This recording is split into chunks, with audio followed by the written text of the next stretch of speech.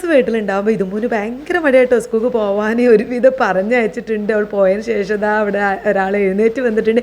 ഇപ്പോൾ ഒരു ഇപ്പച്ചി കുട്ടിയായിട്ടുണ്ട് കേട്ടോ. ഇപ്രാവശ്യം വന്നപ്പോൾ ഫുള്ള് ഇപ്പച്ചിൻ്റെ മേത്താണ്. ഞാനേതായാലും ആ സമയത്ത് വേഗം എൻ്റെ പണികൾ അങ്ങോട്ട് തീർക്കാണ്ട് വേഗം ചോറൊക്കെ അടുപ്പത്ത് വെച്ചിട്ടുണ്ട്. ഇന്ന് കുക്കറിലാട്ടോ ചോറ് വെക്കുന്നത്. നല്ല വേവുള്ള അരിയാണ്. ഐറൂസിന് ഭയങ്കര ഇഷ്ടമാണ് ചോറ്. ഓനിങ്ങനെ ചോറ് പപ്പടമൊക്കെ കുഴച്ചിട്ടോ അല്ലെങ്കിൽ നല്ല ചെറുപയർ പച്ചവായ്ക്ക അങ്ങനെയൊക്കെ നല്ല കുഴച്ച് കൊടുക്കുമ്പോൾ അവന് ഭയങ്കര ഇഷ്ടമായിട്ട്. അപ്പോൾ പനിയൊക്കെ ഉള്ളതുകൊണ്ട് അവൻ്റെ ഇഷ്ടങ്ങൾ നോക്കിയിട്ട് ഉണ്ടാക്കുകയാണ്. കാരണം മരുന്നൊക്കെ ഒരുപാട് കൊടുക്കാനുണ്ട്. അവന് ഇഷ്ടമുള്ള ഫുഡാകുമ്പോൾ എന്തെങ്കിലും കുറച്ച് കഴിച്ചാലേ നമുക്ക് മരുന്നൊക്കെ കൊടുക്കാൻ പറ്റുള്ളൂ. എനിക്കും മരുന്നുണ്ട്. എനിക്ക് ചെറുതായിട്ട് പനി ഉള്ളതുകൊണ്ട് എനിക്ക് കുടിക്കണം. അപ്പോൾ ആദ്യം ബ്രേക്ക്ഫാസ്റ്റ് കഴിക്കട്ടെ എന്നൊക്കെ വിചാരിച്ച് വന്നതാട്ടോ. അപ്പോൾ ഇതുമ്പോൾ പോയിട്ട് അങ്ങോട്ട് ബ്രേക്ക്ഫാസ്റ്റ് കഴിക്കാൻ എന്നിട്ട് മരുന്ന് കഴിക്കാൻ നോക്കി. അപ്പോഴാണ് ഈ ചോറ് വന്നത്. അപ്പോൾ അതങ്ങോട്ട് ഊറ്റി വെക്കട്ടെ. അത് ഊറ്റി വെച്ചിട്ട് നമുക്ക് ചായ കുടിച്ച് മരുന്ന് കഴിക്കാമെന്ന് കരുതി. അപ്പോൾ അതൊക്കെ ഊറ്റി വെച്ചതാണ്. ഞാൻ നല്ല പൊടിച്ചായ ഒക്കെ ഉണ്ടാക്കുന്നുണ്ട്. ഇന്ന് പാലില്ലാത്തതുകൊണ്ട് പാൽപ്പൊടി ചായയാണ് കേട്ടോ.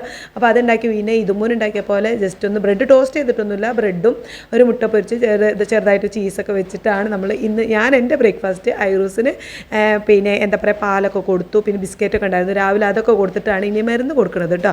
അതാണ് വലിയ ടാസ്ക്. എന്തായാലും മരുന്ന് കൊടുത്തതാ ഈ ഒരു അവസ്ഥയിലായിട്ടുണ്ട്. ഡ്രസ്സുമേലൊക്കെ ഛർദ്ദിച്ച് തുപ്പും.